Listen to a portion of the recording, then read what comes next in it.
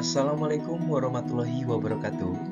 Pada kesempatan kali ini, saya akan mempresentasikan kampanye praktik baik penerapan Zone of Proximal Development atau ZPD dan Scaffolding untuk meningkatkan kebutuhan belajar dan kemampuan berpikir peserta didik pada mata pelajaran bahasa Inggris di kelas 11 IPS 1 SMAN 2 Ciamis. Saya Trisno Sutrisno dengan NIM 869042403.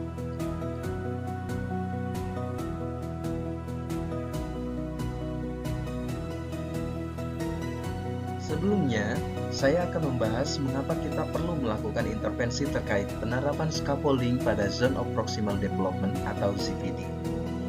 Dalam pembelajaran bahasa Inggris di SMAN 2 Ciamis, khususnya kelas 11 IPS 1, ada beberapa peserta didik yang mengalami kesulitan dalam memahami materi. Peserta didik terbiasa dengan metode pembelajaran yang seragam tanpa mempertimbangkan perbedaan latar belakang kemampuan dan sosiokultural mereka. Oleh karena itu, guru perlu menyediakan fasilitas pembelajaran yang sesuai dengan latar belakang kemampuan dan sosiokultural peserta didik. Guru dapat mencapai tujuan pembelajaran yang sesuai dengan kebutuhan dan kemampuan peserta didik dengan merancang metode dan teknik pengajaran yang tepat untuk penerapan scaffolding pada Zone of Proximal Development atau ZPD.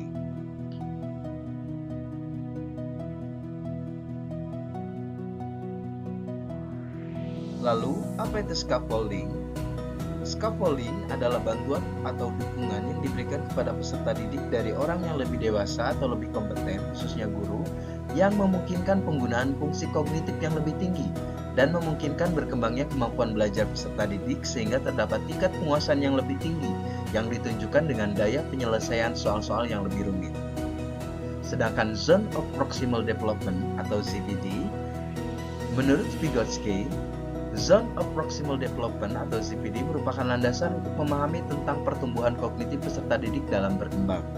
Zone of Proximal Development atau ZPD ini mengacu pada rentang jarak antara kemampuan aktual seorang individu saat bekerja secara mandiri dan kemampuan yang dapat dicapai saat ia dibantu atau dibimbing oleh seseorang yang berpengalaman seperti guru atau teman sebaya yang lebih terampil.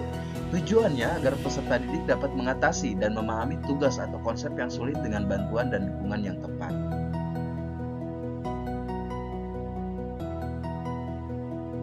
Penerapan scaffolding di kelas 11 IPS SMAN 2 Ciamis. Penerapan scaffolding di kelas 11 IPS 1 SMAN 2 Ciamis pada materi Analytical Exposition Text dengan menggunakan model Project Based Learning atau PJBL. Pada materi ini, peserta didik dibagi ke dalam kelompok heterogen. Heterogen di sini berkaitan dengan kemampuan peserta didik yang berbeda. Dalam satu kelompok ada peserta didik dengan kemampuan yang low, middle, and high. Hal ini bertujuan untuk saling membantu teman-temannya yang mengalami kesulitan dalam memahami konsep materi dengan mendapatkan bantuan dari teman sebayanya.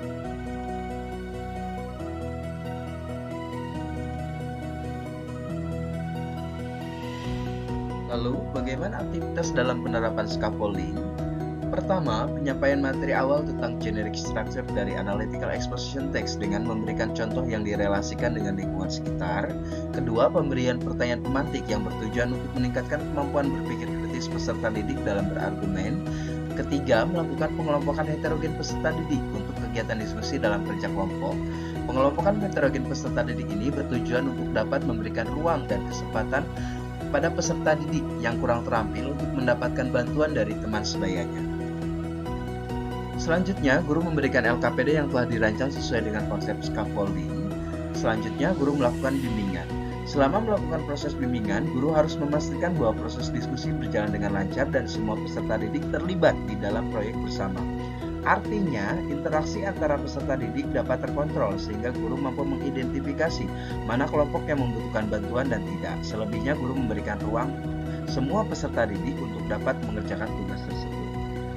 Selanjutnya, presentasi kelompok. Dan terakhir, guru melakukan evaluasi.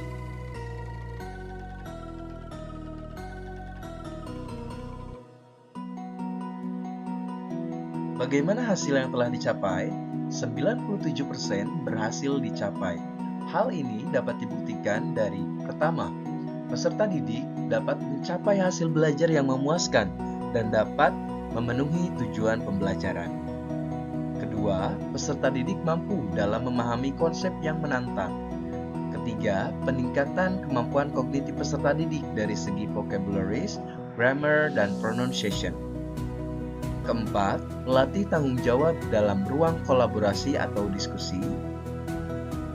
Kelima, meningkatkan kreativitas, motivasi, dan percaya diri peserta didik, dan pemahaman yang mendalam tentang materi pembelajaran.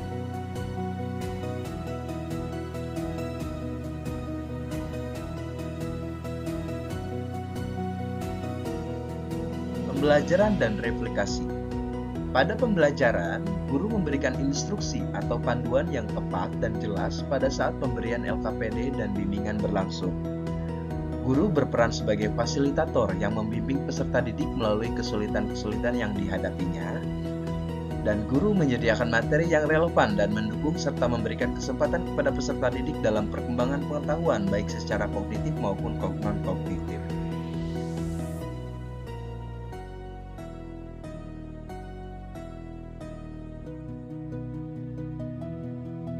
Untuk replikasi, penerapan scaffolding memerlukan ruang dan waktu sehingga tingkat keberhasilannya akan lebih tinggi apabila ruang dan waktu kegiatan memadai proses pembelajaran. Selanjutnya, guru harus mampu memberikan LKPD yang lebih variatif dan relevan dengan kehidupan peserta didik dalam bentuk hasil proyek yang inovatif agar dapat meningkatkan kemampuan berpikir kritis dan kreatif peserta didik. Selanjutnya, pengelompokan peserta didik secara homogen berdasarkan tingkat kemampuan bisa diterapkan untuk bimbingan yang lebih intensif dan efektif.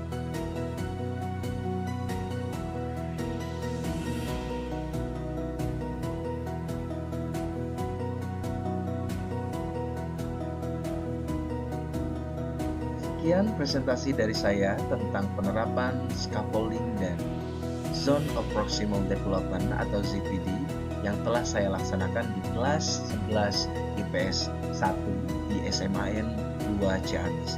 Thank you for watching. Salam hebat untuk kita semua guru Indonesia. Saya Trisno Sutrisno, pamit undur diri. Wassalamualaikum warahmatullahi wabarakatuh.